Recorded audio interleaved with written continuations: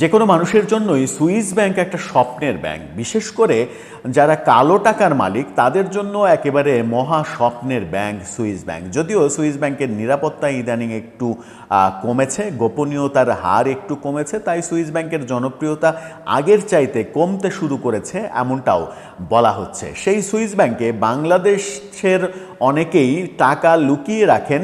এই খবর নতুন কোনো খবর না, এই খবর পুরনো খবর। এই খবর অনেক দিন থেকে আমরা শুনে আসছি, বিভিন্ন জনের বিভিন্নভাবে সুইস ব্যাংকে টাকা রাখার ইতিহাস আমরা শুনে আসছি।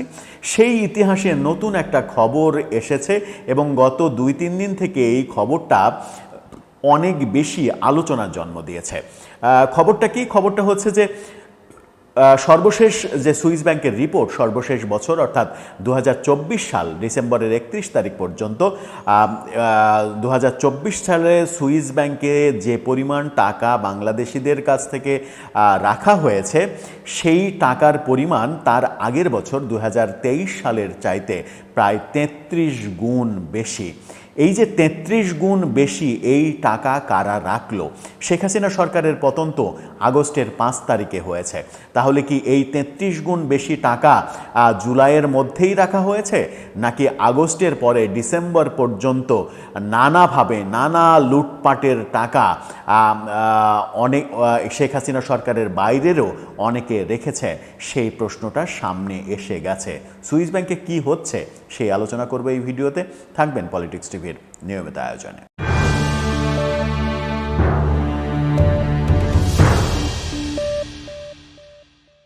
দর্শক, পলিটিক্স টিভির নিয়মিত ভিডিওগুলো স্পন্সর করছে প্রজাপতি.টিভি, নতুন ওটিটি প্ল্যাটফর্ম। আপনারা চাইলে ইউটিউবে, ফেসবুকে, ইনস্টাগ্রামে, টিকটকে দেখে নিতে পারেন।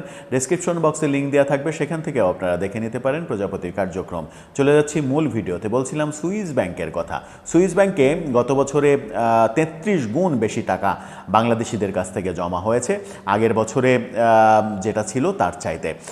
গণমাধ্যম যেটা বলছে সেটা হচ্ছে যে ছাত্র জনতার আন্দোলনের বছর 2024 সালে সুইস ব্যাংকে এই 33 গুণ বেশি টাকা জমা রাখার ঘটনা ঘটেছে। এতে ব্যাংকটিতে আমানত বেড়েছে 8,500 কোটি টাকা। সুইজারল্যান্ডের কেন্দ্রীয় ব্যাংক সুইস ন্যাশনাল ব্যাংক বিশ্বের সব দেশের সঙ্গে 2024 সালে তাদের ব্যাংকগুলোর দায় এবং সম্পদের পরিসংখ্যান প্রকাশ করেছে। গত 1 যুগ ধরে বার্ষিক প্রতিবেদন প্রকাশ করে আসছে, যদিও নির্দিষ্ট গ্রাহকের তথ্য তারা কখনোই প্রকাশ করে না। 2024 সালের 31 ডিসেম্বর পর্যন্ত হওয়া বছরের প্রতিবেদন অনুযায়ী দেশটির ব্যাংকগুলোতে বাংলাদেশিদের আমানত 58 কোটি 95 লাখ সুইস ফ্রা। প্রতি ফ্রা 149 টাকা 69 পয়সা হিসাব করলে 8,834 কোটি টাকা হয়। অথচ আগের বছরে 2023 সালে এটি ছিল মাত্র 77 লাখ সুইস ফ্রা, বা বাংলায় মাত্র 264 কোটি টাকা। কোথায় 264 কোটি টাকা আর কোথায় 8,834 কোটি টাকা? 1 বছরে আমানত বেড়েছে 33 গুণ, এই রিপোর্টটা বলা হয়েছে। এই রিপোর্টেই যেটা রিপোর্ট এসেছে, এই রিপোর্টে আসলে পড়ার কিছু নেই। যেটা রিপোর্ট এসেছে সেটাতে বোঝা যাচ্ছে যে 8,834 কোটি টাকা সুইস ব্যাংকে জমা পড়েছে গত বছর, অর্থাৎ 2023-এ 264 কোটি টাকা মাত্র সুইস ব্যাংকে বাংলাদেশ থেকে জমা পড়েছিল। তাহলে প্রশ্ন আসে যে শেখ হাসিনা সরকার যে পতন হলো 5 আগস্ট, তার আগে 1 বছর 1 মাস ধরে যে আন্দোলন চলল, সেই আন্দোলনের জুলাই মাসটাও যদি বাদ দিই তাহলে শেখ হাসিনা সরকার মূলত সময় পেয়েছে 6 মাস, এবং নির্বাচনের পরে তারা 5 মাস সময় পেয়েছে। নতুন নির্বাচনের পরে 5 মাস সময় পেয়েছে।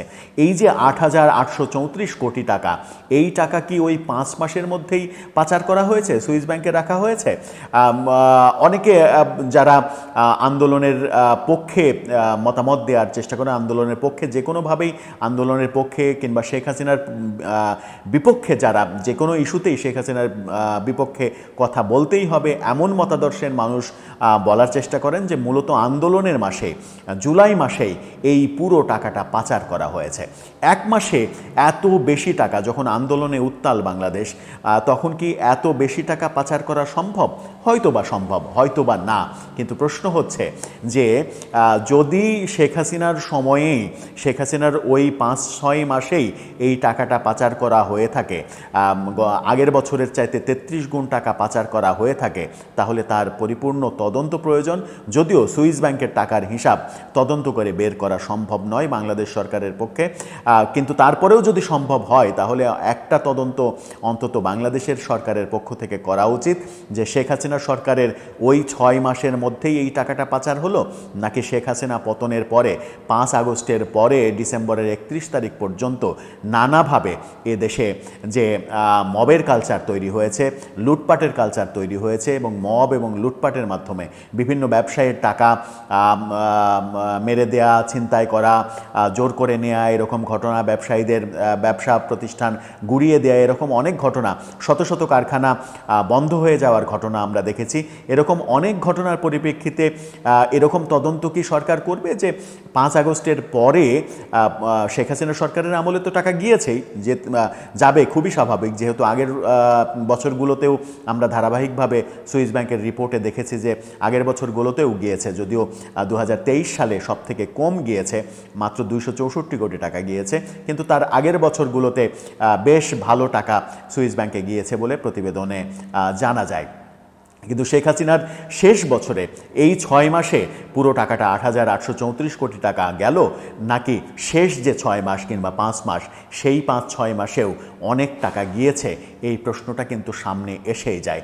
এই প্রশ্নটা কেন, মানে এই বিতর্কটা, এই সুইস ব্যাংকের এই রিপোর্টটা নিয়ে বিতর্ক এই কারণেই হচ্ছে যে শেখ হাসিনা সরকার সময় পেল 6 মাস, সেই 6 মাসের মধ্যে পুরো টাকাটা পাচার হলো, নাকি 6 মাস পরে এই দেশে শেখ হাসিনার লোকজন যে সম্পদ অর্জন করেছিলেন সেই সম্পদের লুটপাটের ঘটনাও ঘটেছে, লুটপাট করা টাকাও আবার লুটপাটকারীরা সুইস ব্যাংকে পাঠালো কিনা সেটা কিন্তু একটা চমকপ্রদ তথ্য হতে পারে। তথ্য যেটাই হোক, বাংলাদেশের টাকা পাচার হয়েছে, বাংলাদেশের টাকা সুইস ব্যাংকে গিয়েছে, এটাই সত্য। সরকারের উচিত যদি সম্ভব হয় তাহলে এর পুঙ্খানুপুঙ্খ তথ্য সামনে নিয়ে আসা, যে এই টাকাটা কারা পাঠালো, এটার সঙ্গে শেখ হাসিনা সরকারের এমপি মন্ত্রীরাই শুধু জড়িত, ব্যবসায়িকরা, অন্য ব্যবসায়িকরা জড়িত, নাকি তৃতীয় পক্ষও এর সঙ্গে যোগসাজশ করে টাকাটা পাচার করেছে। দর্শক, আপনার কি মনে হয় এই পুরো টাকাটা আসলে কারা পাচার করলো? আপনার মতামত জানিয়ে লিখতে পারেন আমাদের কমেন্ট বক্সে।